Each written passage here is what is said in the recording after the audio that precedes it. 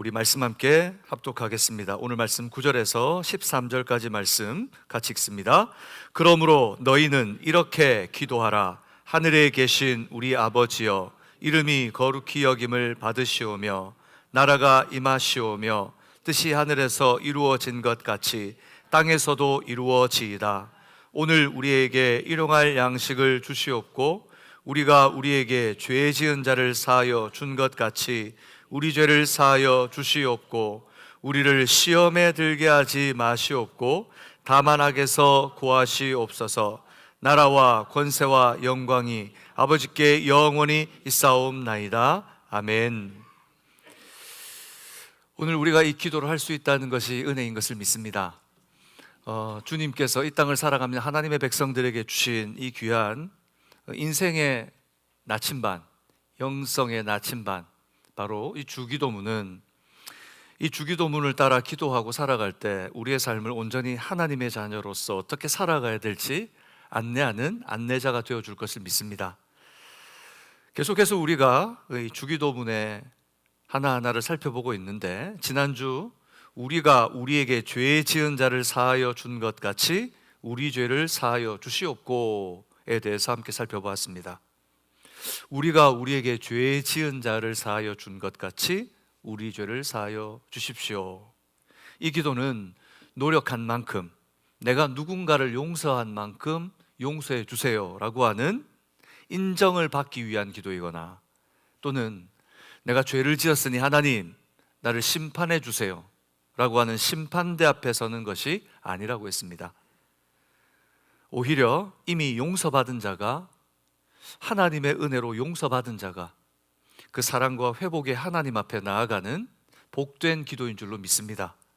용서에 대한 기도이며 풍성한 관계를 위한 기도라고 할 수 있습니다. 그러므로 이 기도는 구원받은 하나님의 자녀만이 드릴 수 있는 기도입니다. 하나님, 우리가 우리에게 죄 지은 자를 사하여 준 것처럼 우리의 죄를 사하여 주옵소서라고 하는 기도는 구원받기 위한 기도가 아닌 구원받은 자가 할 수 있는 기도이기에 바로 하나님의 자녀가 된 자들의 특권인 줄 믿습니다. 그래서 이 기도를 할 때 우리는 이것을 기억해야 합니다. 우리가 우리에게 죄 지은 자를 사하여 준 것 같이 우리 죄를 사하여 주시옵고 라고 기도할 때, 하나님 그렇습니다. 주님의 사랑을 내가 입은 자입니다. 주님, 나는 말할 수 없는 주님의 사랑을 입었습니다. 우리가 누군가를 용서할 수 있을 만큼 그 사랑을 입은 자, 바로 우리가 사랑을 입은 자라는 것을 잊지 마시기를 주님의 이름으로 축복합니다. 뿐만 아니라 그 사랑을 입었다면 주님처럼 용서하는 사랑의 빚진 자가 되어야 합니다. 우리는 사랑의 빚진 자들입니다. 누가 우리에게 용서를 구하려고 할 때 우리가 판단하거나 그들의 잘못에 대해서 잘잘못을 따져야 될 자들이 아니라 주님이 우리를 용서하신 것처럼 사랑할 수 있는 사랑의 빚진 자, 그런 여러분 되시기를 주님의 이름으로 축복합니다. 오늘은 우리를 시험에 들게 하지 마시옵고 라고 하는 기도를 통해서 시험에 대해 기도하러 가신 예수님의 말씀을 살펴보려고 합니다. 이 시험이라는 단어는 참 익숙한 단어 같습니다. 우리의 삶에서 시험이란 어렸을 적부터 장성해서 그냥 삶을 살아가는 순간순간마다 늘 따라다니는 단어가 아닌가 하는 생각을 하시게 됩니다. 시험, 그리고 시험 같은 상황, 또 시험에 든 상태, 우리가 흔히 하는 말 아닙니까? 이 상황이 시험 같아.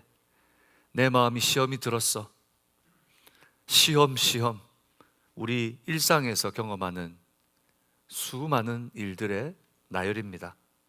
뿐만 아니라 오늘 성경을 읽다 보면 성경에서도 시험이라는 단어를 자주 만나게 됩니다. 성경 곳곳에서 시험이 나타납니다. 시험? 근데 이 시험이라는 단어가 사용된 본문에서 여러 가지 본문이 있지만 이 본문마다 같은 뉘앙스나 뜻이 아니라 다른 뉘앙스로 사용되고 있다는 것을 발견하게 됩니다. 본문에 따라, 상황에 따라 이 시험이 다르게 해석이 됩니다. 적용되는 상황도 보면 똑같은 시험이라는 단어이지만 말씀하실 때 다르게 나타나게 됩니다. 이 한글 번역 외에 다른 번역에서는 여러 가지로 표현을 해 놓았습니다. 이 표현이 단순하게 시험이 아닌 여러 가지 표현으로 이 시험이라고 하는 것을 정확하게 어떻게 해석해 보려고 노력한 것 같아요. 물론 한글 성경에서도 이 외에도 다른 표현들이 있습니다. 시험 외에도 시련, 연단, 다른 표현들이 많이 있지만 사실 이제 대부분의 표현들은 이 시험이라고 하는 단어가 혼용되어서 사용됩니다. 그래서 성경 곳곳에 시험, 시험이라고 되어 있는데 오늘 예수님께서도 기도를 통해서 6장 13절에 보면 이렇게 말하고 있습니다. 우리 6장 13절 같이 읽어볼까요? 우리를 시험에 들게 하지 마시옵고 다만 악에서 구하시옵소서. 여기도 보니까 우리를 시험에 들게 하지 마시옵고, 시험이 나옵니다. 시험은 어떤 의미를 담고 있는 걸까요? 그래서 기도에 앞서서 우리가 기도의 의미를 더 깊이 좀 살펴보기에 앞서 이 성경 속에 나타난 시험에 대해 한번 확인해 보아야 될 것 같습니다.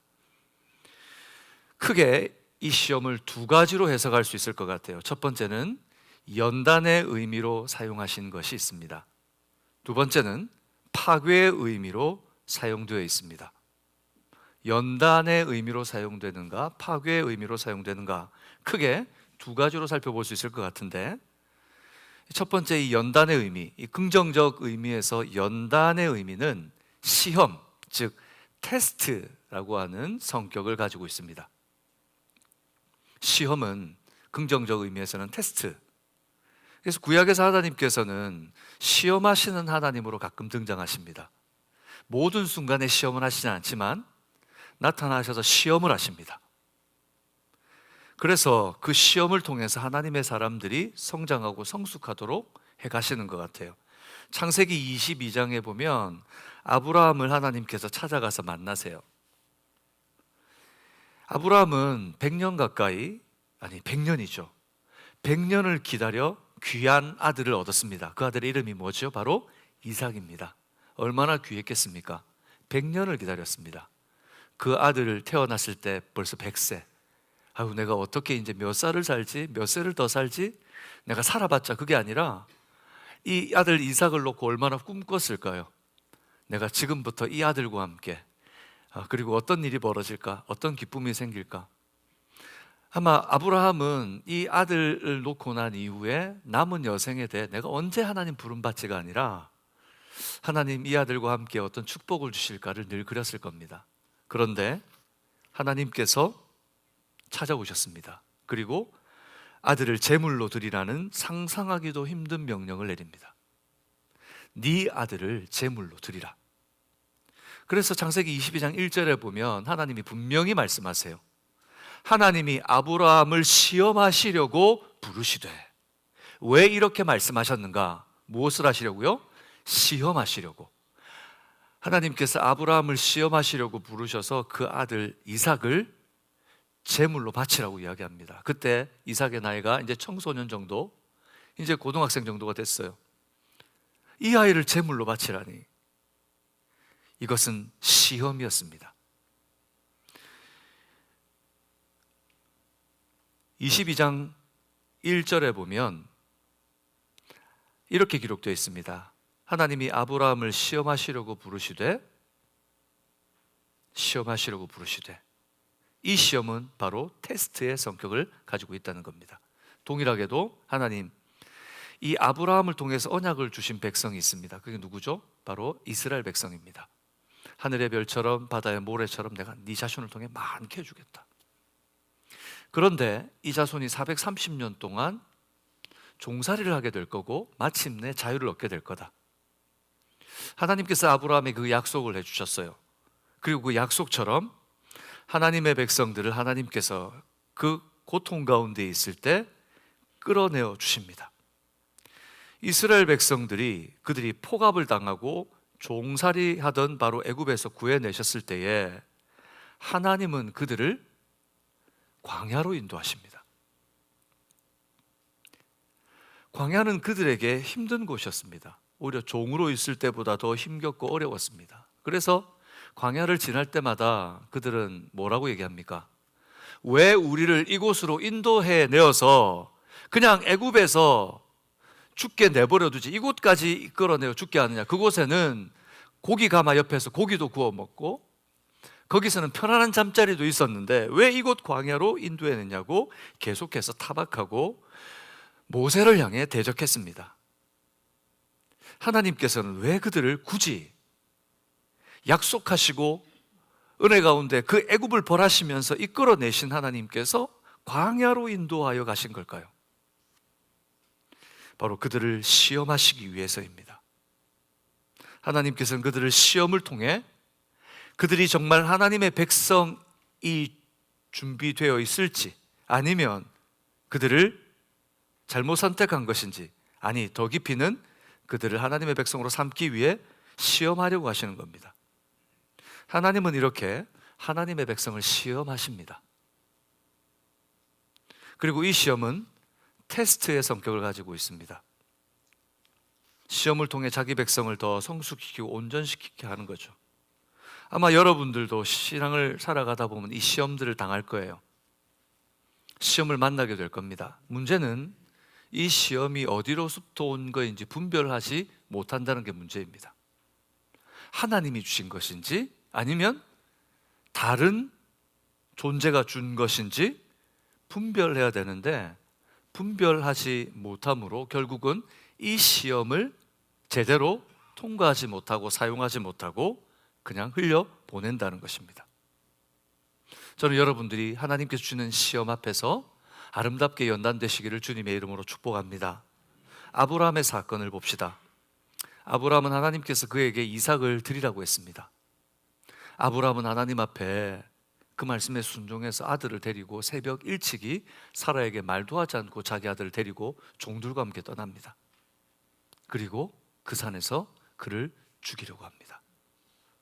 그때 하나님께서 그를 막으십니다. 아브라함아, 아브라함아.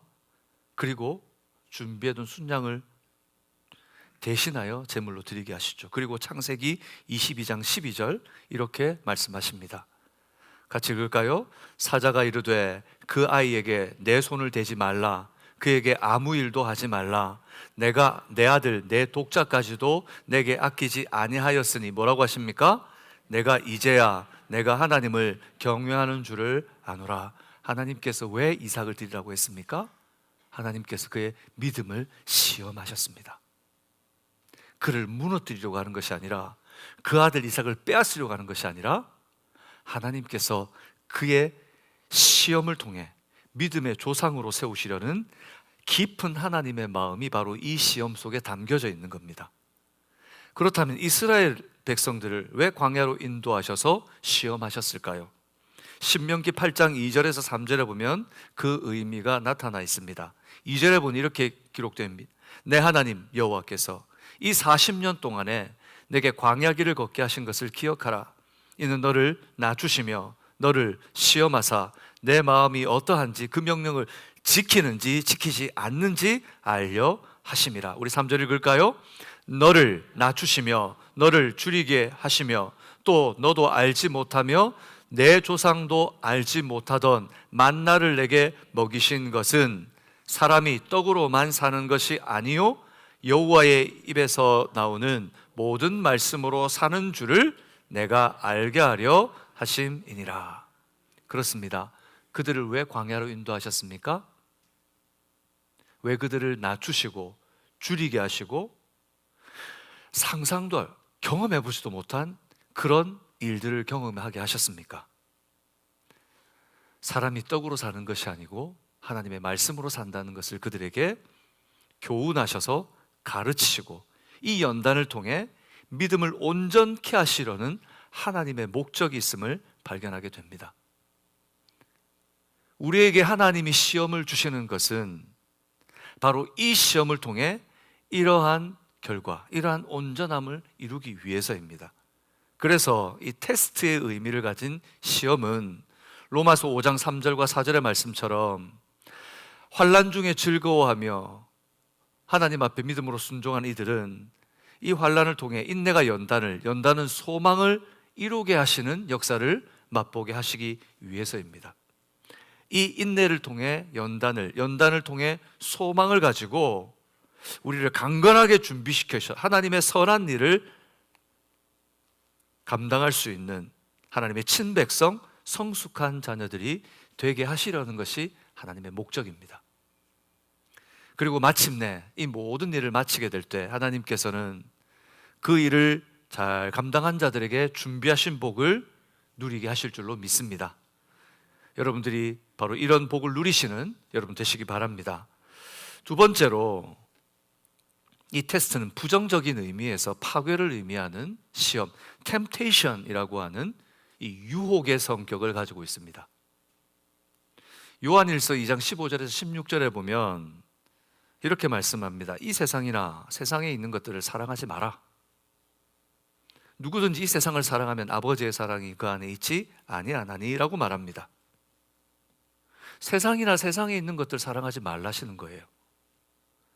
세상이나 세상에 있는 것들이 유혹을 해서 시선을 빼갖고 우리의 마음을 사로잡기 때문이에요. 어떻게 16절 같이 읽을까요? 이는 세상에 있는 모든 것이 육신의 정욕, 안목의 정욕, 이생의 자랑이니라. 다 아버지께부터 온 것이 아니요 세상으로부터 온 것이라. 주님이 경고하시는 이 시험, 즉 유혹 또는 미혹이라고 성경에 기록되어 있습니다. 유혹하고 미혹해서 마음을 빼앗는 겁니다. 내가 원하는 욕구와 본능의 쾌감을 채워줍니다. 내가 바라는 것, 내가 이루고 싶은 것, 세상을 통해 다 이룰 수 있다고 우리에게 헛된 욕망을 채워줍니다. 그래서 우리로 하여금 그곳에 온통 마음과 생각을 집중하게 하고 결국은 빼앗습니다. 이 유혹의 목적은 하나님 사랑에서 눈을 돌려 세상을 바라보게 하는 것이고 결국 바로 사랑의 대상을 바꿔치게 하는 겁니다. 우리가 누구를 사랑해야 합니까? 하나님을 사랑해야 되는데 바로 세상을 사랑하게 되는 겁니다. 이 유혹은 예수님과 함께하는 제자들의 기도하는 현장까지도 영향력을 미칩니다.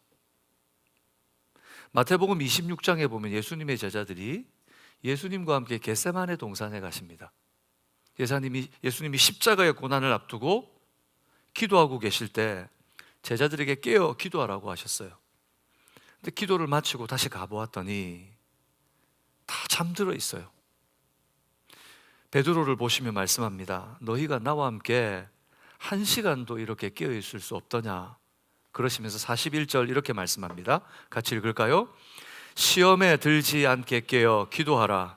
마음에는 원이로되 육신이 약하도다 하시고, 기도하는 바로 그 장소까지 시험은 우리를 유혹해서 파고 들어옵니다.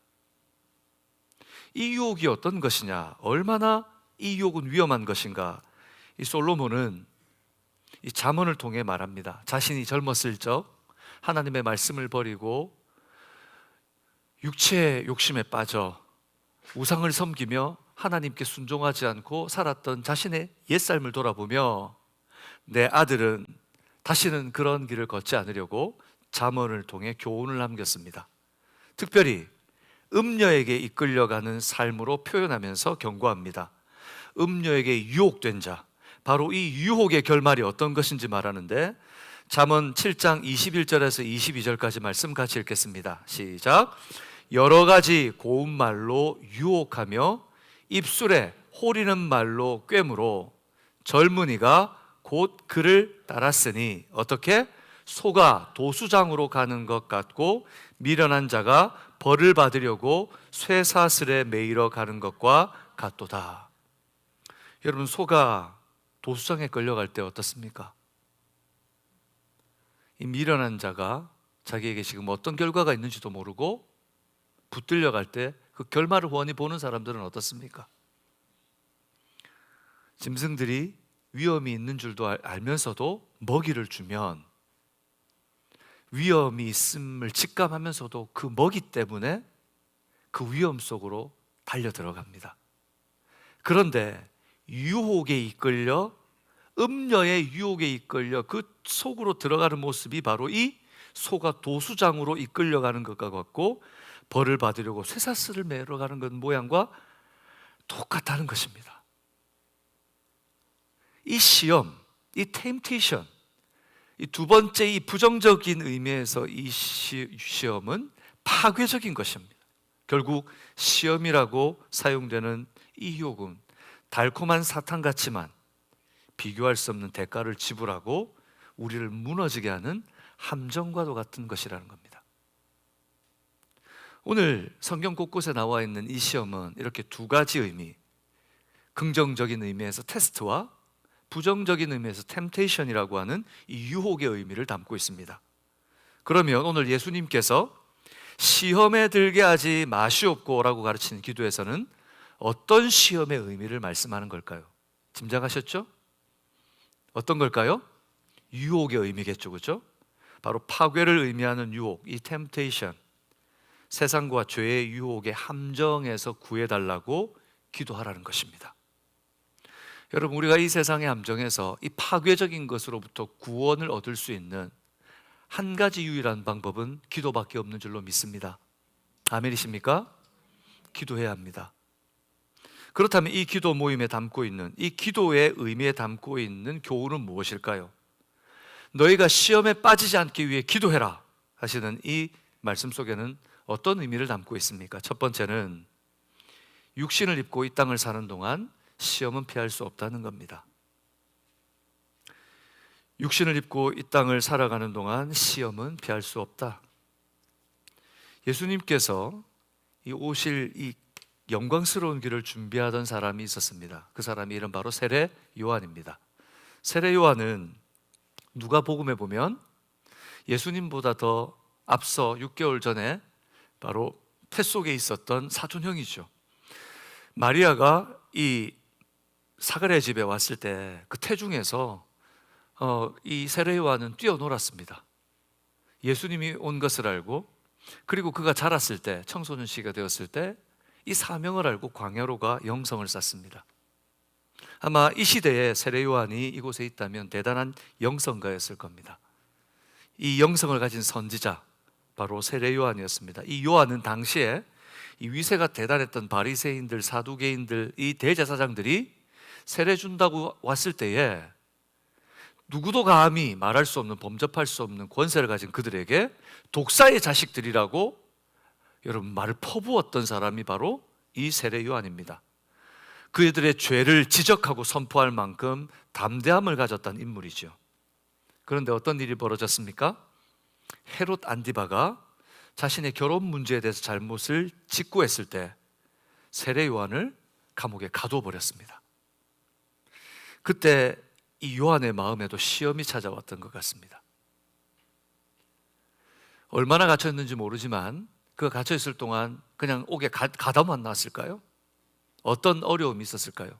말 못한 어려움이 감옥 속에서 있었을 겁니다.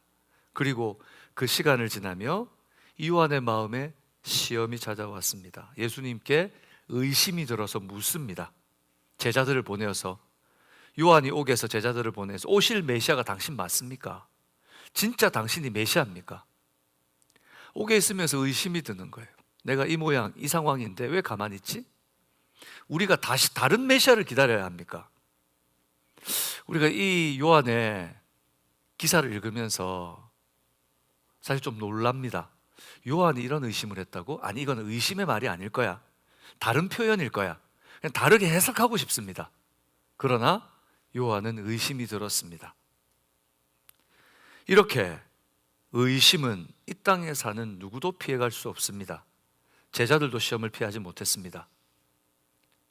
바울은 이 갈라디아 성도들에게 보내는 갈라디아서라고 하는 서신을 통해서 예전에 베드로와 있었던 추억을 다시 떠올리면서 이 갈라디아 교인들에게 경고합니다.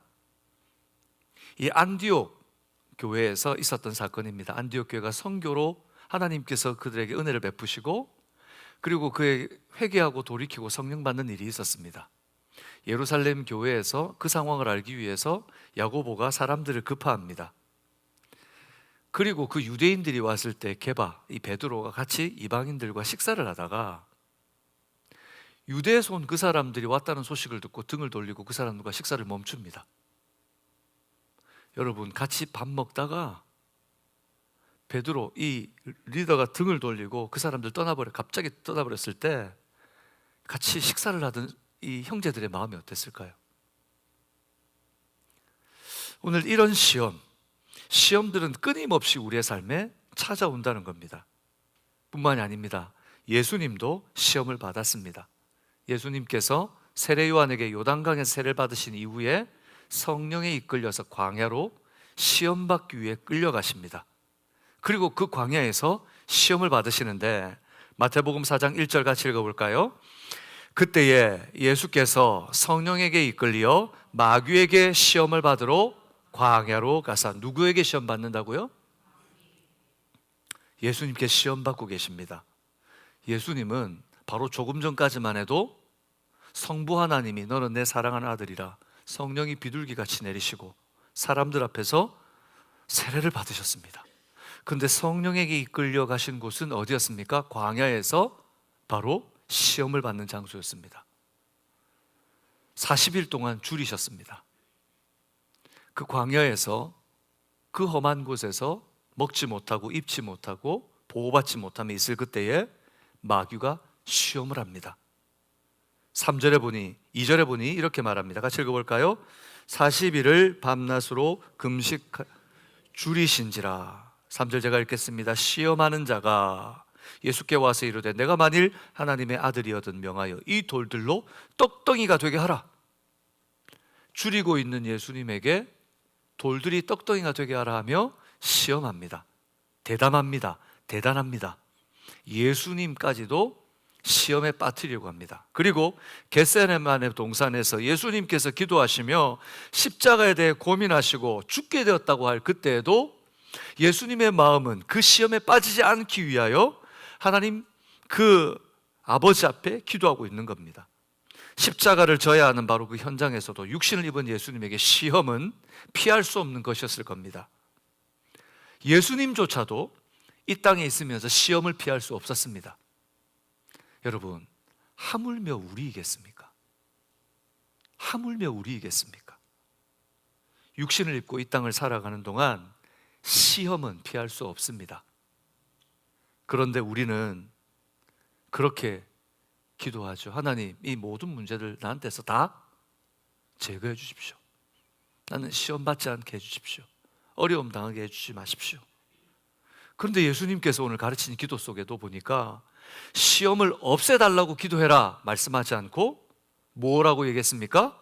시험에 들게 하지 마시옵고 라고 기도하고 있습니다. 예수님은 아셨습니다. 이 땅에 사는 동안 시험은 피할 수 있다 없다? 우리는 시험 속에 사는 인생이라는 것을 기억하라는 것입니다. 사랑하는 여러분, 헛된 꿈, 헛된 여러분 기준을 가지고 살아가다 보면 하나님 원망하게 돼요. 시험 없다고 했잖아요. 예수 믿으면 시험 다 없애준다면서요. 성경 어디에 예수님께서 다 시험을 없애준다고 하신 성경 구절이 어디 있습니까? 찾아서 가져와 보라고 말씀하세요. 예수님께서 우리에게 뭐라고 기도하라 그랬다고요? 시험에 들게 하지 마시옵고. 여러분 기억하십시오. 이 땅을 살아가는 동안 우리에게 시험은 피할 수 없는 사실입니다. 그렇다면 왜 이렇게 기도하라고 하셨을까요? 두 번째 같이 읽어볼까요? 우리에게 시험은 힘써 이겨야 하는 영적 싸움이라는 것입니다. 그러면 이런 시험 피할 수 없으니 그냥 그런 시험 앞에 순응하면서, 시험 어차피 피할 수 없다면서요. 그러면 아무리 피해도 또 있을 거 아니에요. 이 시험 피하면 저 시험 있을 거고 저 시험 피하면 또 시험 있을 거예요. 그러면 그냥 시험이 오는 대로 그냥 시험 오는가 보다 그냥 그렇게 흘러가는 대로 살면 되지 않습니까?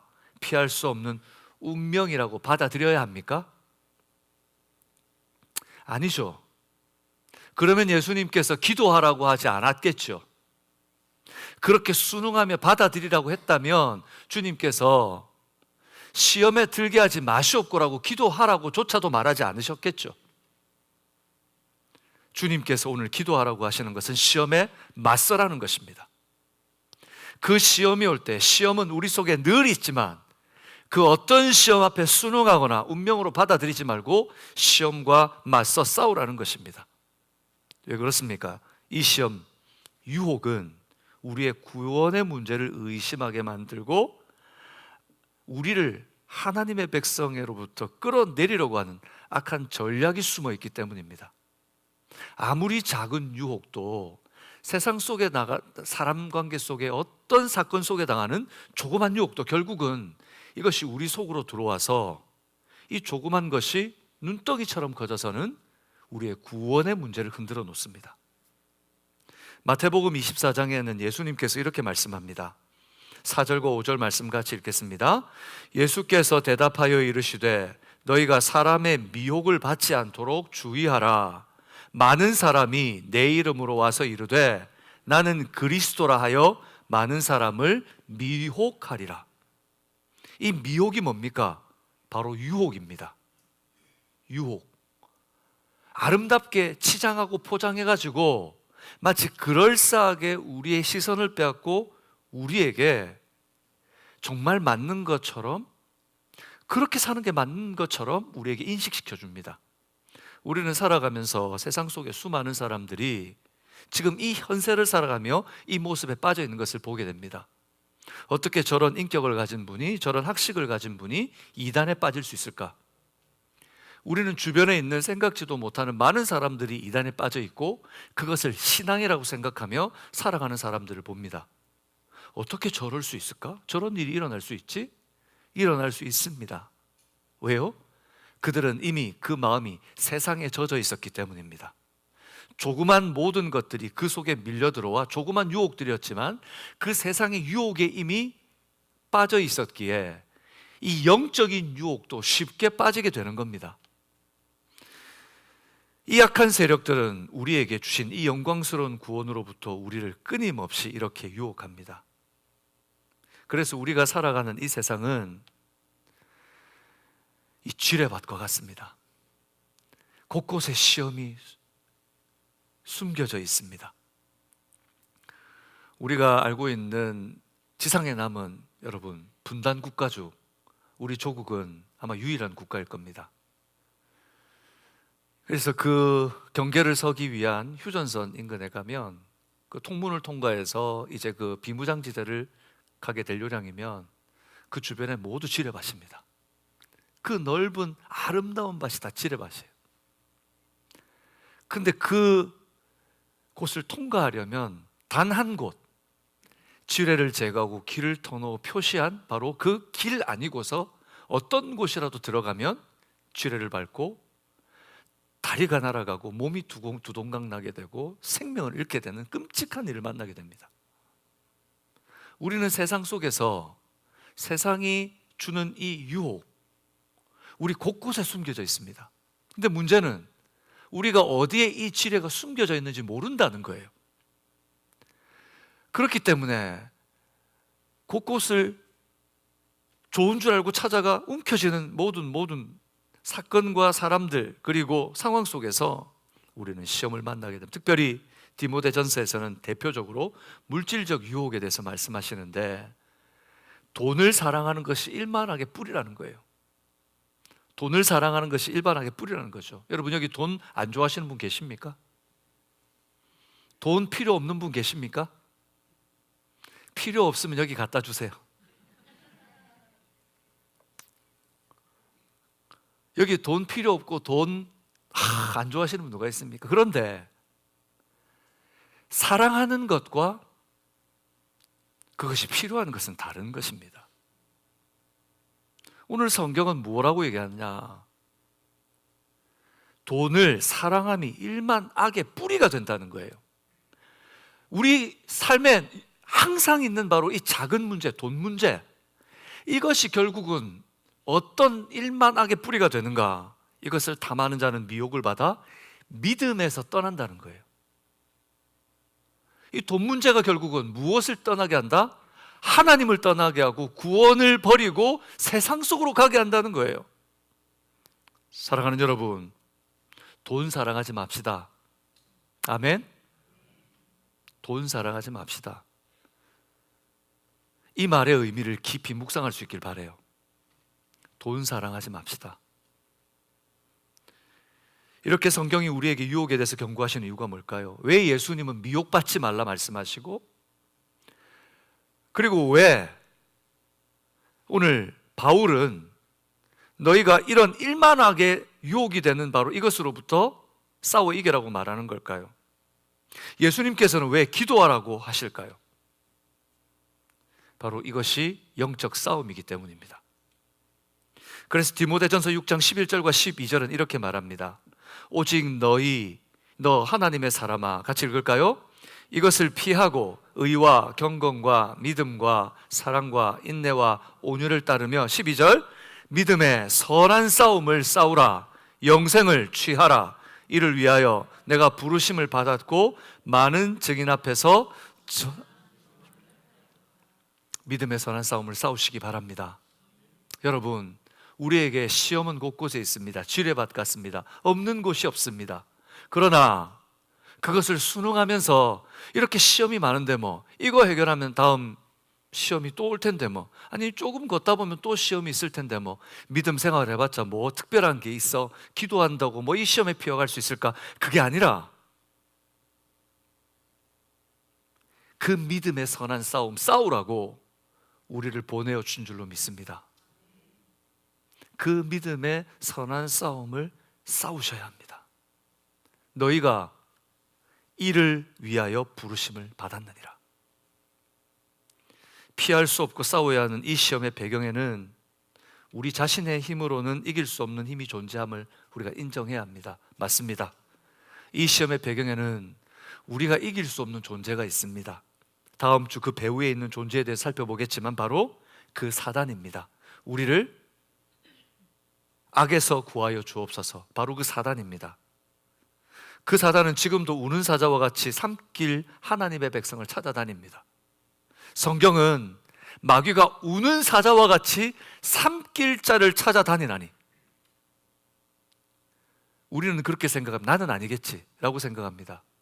아니요, 그런 마음을 가지고 있는 바로 당신이 가장 위험합니다. 나는 아니겠지요. 사랑하는 여러분, 그러니 하나님의 백성은 이 시험을 힘써 이겨내야 합니다. 이 영적 싸움을 싸우기 위해 깨어 있어야 되는 줄로 믿습니다. 우리에게 시험이 늘 있습니다. 우리 주님께서 그러니 너희가 기도해라. 시험에 들게 하지 마시옵고, 그 기도를 가르쳐 주시는 것입니다. 마지막 세 번째 이 기도의 의미는 바로, 같이 읽을까요? 시험에 들지 않기 위해 승리하신 주님을 붙들어야 합니다. 우리 주님은 우리를 시험하십니다. 우리 주님은 우리를 시험하십니다. 그러나 이 시험은 유혹이 아닌, 템테이션이 아닌 테스트입니다. 우리 주님은 우리를 연단하시고 시험하셔서 마침내 아름답고 영광스러운 하나님의 자녀, 온전한 제자가 되게 하실 것을 저는 믿습니다. 그러나 세상은 유혹으로 널려져 있습니다. 하나님은 우리를 유혹하지 않습니다. 단 한 번도 우리를 유혹하셔서 달콤한 것을 주셔서 우리를 쓰러뜨리지 않습니다. 그래서 우리는 이 시험을 분별할 수 있어야 합니다. 내게 지금 일어난 이 시험이라고 하는 것이, 이 상황이 하나님이 주시는 테스트인가? 아니면 이 시험이 사단이 주는 유혹인가? 여러분, 그것을 분별할 수 있으십니까? 어떻게 분별할 수 있을까요? 우리가 어떻게 하면 이것을 분별하여 이 시험을 통과해서 아름다운 하나님의 사람이 될 수 있을까요? 그 또한 기도밖에 없습니다. 기도밖에 없어요. 기도하는 자만이, 무릎 꿇는 자만이 하나님, 승리하신 하나님, 죽음을 이기시고 부활하셔서 이 죽음의 권세를 꺾으시고 부활하셔서 승리하신 그분만이 바로 이 길을 아시는 줄 믿습니다. 그래서 고린도전서 10장 13절은 우리에게 이렇게 교훈합니다. 우리 같이 읽읍시다. 사람이 감당할 시험 밖에는 너희가 당한 것이 없나니 오직 하나님은 미쁘사 너희가 감당하지 못할 시험 당함을 허락하지 아니하시고 시험 당할 즈음에 또한 피할 길을 내사 너희로 능히 감당하게 하시느니라. 믿으십니까? 하나님의 자녀라면 하나님께서 분명히 이 말씀대로 역사하실 겁니다. 어떤 것? 감당할 시험을 주실 겁니다. 이 시험은 테스트일까요? 템테이션일까요? 테스트입니다.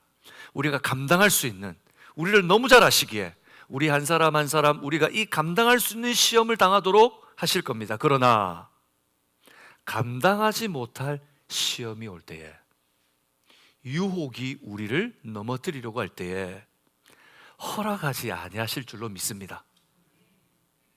그 마귀조차도 하나님의 피조물이며 그 또한 하나님의 권능의 손 아래에 있는 줄로 믿습니다. 그러니 우리가 기도하여 깨어 있다면 이 유혹에서 마땅히 이기게 하시는 것이죠. 그리고 시험 당할 쯤에 무엇을 내셔서 피할 길을 내어 주셔서 감당할 수 있도록 하시는 것이 우리 하나님이십니다. 여러분, 기도하십니까? 기도하고 계십니까? 일용할 양식을 주시옵고 하루라고 하는 주어진 시간 속에 정말 하나님이 우리의 생명의 유지자이심을 알고 하나님 앞에 기도하고 계십니까? 우리가 사랑의 빚진 자임을 알고 주님께 기도하고 계십니까? 혹시 오늘은 그냥 넘어갈 수 있다, 오늘 사는 게 그냥 넘어갔으니 내일도 넘어갈 것이다, 요행을 바라며 살고 계십니까? 우리의 삶에 어떤 문제, 어떤 상황이 닥칠지 아무도 예측할 수 없습니다. 오늘 좋지만 내일 어떤 일이 날지 모릅니다. 조금 전까지 여러분 교회 왔을 때 비만 내렸는데 갑자기 일부 예배를 마치고 나니까 바람이 불더라고요. 덜컥 겁이 났습니다. 친교실 위에 지붕이 날아가는 건 아닐까? 조금 전까지만 해도 그 걱정은 안 했는데 그런 걱정이 덜컥 들더라고요. 우리 앞에 어떤 시험이 있을지, 어떤 문제가 있을지 우리가 어떻게 예측할 수 있나요? 하나님께 기름 부음 받은 자 다윗이 있었습니다. 다윗은 어렸을 적 가정에서 그렇게 대접받지 못했습니다. 8번째로 태어나서 막내가 돼가지고 기름 받는다고 할 때다 사무엘이 와서 기름을 부으려고 하는데 그때도 그 자리에 없었어요. 그런데 기름 받고 나서 어떻게 했습니까? 기름 부음을 받고 나서도 여전히 시험은 따라다녔습니다. 장인이 죽이려고 합니다. 그 광야로 쫓겨다니며 피할 때 그는 사울을 죽일 수 있는 기회가 있었습니다. 시험이 찾아왔습니다. 죽일 수 있습니다. 죽여도 됩니다. 내 원수인데. 그러나 그 마음에, 그 시험 속에 주신 하나님의 음성은 내가 하나님 기름 부음 받은 자를 내 손으로 취할 수 없다는 결단이었습니다. 그가 후일에 이 모든 시험을 통과하고 하나님 앞에 그의 삶을 돌아보며 시편 23편을 기록할 때 4절에 그는 이렇게 고백합니다. 같이 읽어볼까요? 내가 사망의 음침한 골짜기로 다닐지라도 해를 두려워하지 않을 것은 주께서 나와 함께 하심이라. 주의 지팡이와 막대기가 나를 안위하시나이다. 정말 그는 사망의 음침한 골짜기로 다녔습니다. 마치 휴전선에 있는 지뢰밭을 가는 것처럼 잘못 헛디디면 갑자기 소변이 마려워서 조금이라도 그 길을 벗어나 한 발짝 들어선다고 생각하면 끔찍합니다. 그런 사망의 음침한 골짜기 같은 세상을 살아가는 바로 이 다윗은 그곳에서 담대했습니다. 그 이유는 한 가지였습니다. 자기가 강해서가 아니라 바로 하나님이 함께 하신다는 것을 믿었기 때문입니다. 그는 그 인생에 함께 하시는 하나님, 그 아픔 속에서도 보호하시는 하나님, 지팡이가 되어주시고 막대기가 되어주셔서 그를 안전히 보호하시는 하나님을 만났습니다. 하나님만이 그를 모든 시험에서 이기게 하시는 유일한 이유였습니다. 사랑하는 여러분, 우리가 시험에 들지 않게 기도하라 하신 예수님, 왜 기도하라 하신 걸까요? 시험에 들지 않기 위해 단 한 가지 방법은 승리하신 주님을 붙드는 것이기 때문입니다. 저는 여러분들이 시험에서 승리하시기를 바랍니다. 그러나 요행을 바라지 마십시오. 늘 기도하고 깨어 있을 때에 분별하고 그 승리하신 주님과 함께 이 시험을 이기게 될 줄로 믿습니다.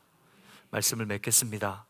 오늘 주님께서는 우리에게 시험에 들게 하지 마시옵고 라고 기도하라고 하십니다. 저를 따라서 할까요? 시험에 들게 하지 마시옵고,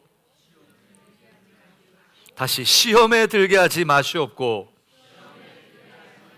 옆에 분에게 시험에 들게 하지 마시옵고. 참 한국에 있는 이 고어들이 어려워요, 그죠? 마시옵고. 그냥 쉽게 얘기하면 시험에 들지 않게 도와주세요, 그 말이겠죠. 시험에 들지 않게 도와주세요. 어떻게 시험에 들지 않을 수 있습니까? 첫 번째, 육신을 입은 이 땅을 사는 동안 시험을 피할 수 없다는 것을 인정하는 겁니다. 요행을 바라지 마세요. 안전불감증에 빠지지 마세요. 어제 잘 지냈다고 오늘 잘 지낼 수 있다고 하는 안전불감증에 빠지지 마세요.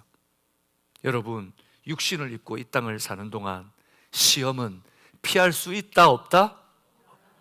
그래서 두 번째, 그러면 우리는 이 땅에 순응하면서 살아야 되는가? 같이 읽을까요? 우리에게 시험은 힘써 이겨내야 하는 영적 싸움이라는 것입니다. 싸워야 합니다. 맞서야 합니다. 기도해야 합니다. 말씀으로 하나님, 정말 내가 이 싸움에서 이기겠습니다. 맞서 싸워야 합니다.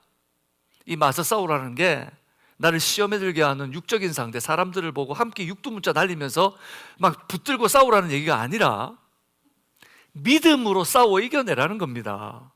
믿음으로. 사람과 싸우라는 게 아니라 이 영적인 시험에서 싸워 이기라는 겁니다. 여러분, 대상을 착각하지 마십시오. 육신을 입고 있는 사람은 우리의 싸움의 대상이 아니라 섬겨야 될 대상이며 복음을 증거해야 될 바로 복음 증거의 대상인 줄로 믿습니다. 우리의 싸움의 대상은 이 세상과 바로 영적 어둠의 세력들에 대한 것입니다. 하지만 우리 힘으로는 되지 않습니다. 그래서 어떻게 해야 됩니까? 시험에 들지 않기 위해 승리하신 주님을 붙들어야 합니다. 주님 붙드세요.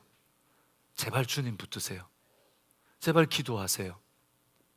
제발 주님 앞에 엎드리세요. 그것만이 이 시험을 이기고 하나님의 은혜를 누리게 되는 가장 복된 길인 줄 믿습니다. 사랑하는 여러분, 이번 한 주를 지내면서 또 여러분에게 시험이 찾아올 겁니다. 그때 어떻게 하시겠습니까? 늘 기도하시다 그 문제가 왔을 때 다시 기도하시기 바랍니다. 아멘. 기도하지 않다가 시험이 딱 닥치니까 그때부터 기도하지 마시고 늘 기도하다 또 기도합시다. 옆 사람에게 이렇게 권면합시다. 늘 기도하다 또 기도합시다. 늘 기도하다 기도하고 주님 만나는 그런 영광스러운 일이 있기를 바랍니다.